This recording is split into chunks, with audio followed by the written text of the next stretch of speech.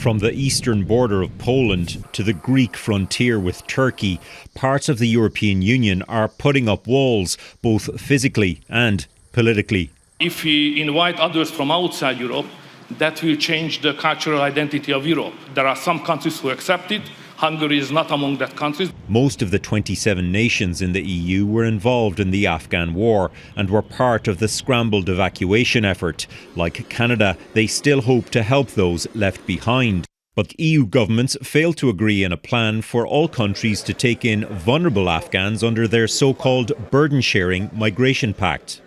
The absolute red lines for the migration skeptics in these conclusions was putting anything in there about an expectation on numbers in terms of how many new people Europe would resettle. Instead, governments could only agree to talk of bolstering borders and providing aid for refugees in countries bordering Afghanistan. We need to avoid a humanitarian crisis.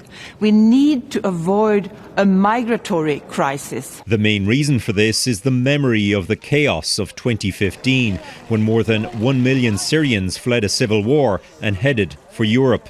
Greece, on Europe's eastern edge, is still dealing with the consequences. And I think what happened in 2015 was a mistake. We acknowledge it openly. We address the need to support refugees closer to the source of the problem, which is Afghanistan. Since 2016, the EU has effectively paid Turkey to keep Syrians from getting to Greece. It has also lost the UK as a member following a referendum campaign dominated by immigration. Germany took in hundreds of thousands of Syrians, but most candidates to replace Angela Merkel as Chancellor in this month's election insist there can't be a repeat of 2015. I think it is understood by European governments to be necessary in their national domestic context to be saying these things when they're talking about migration.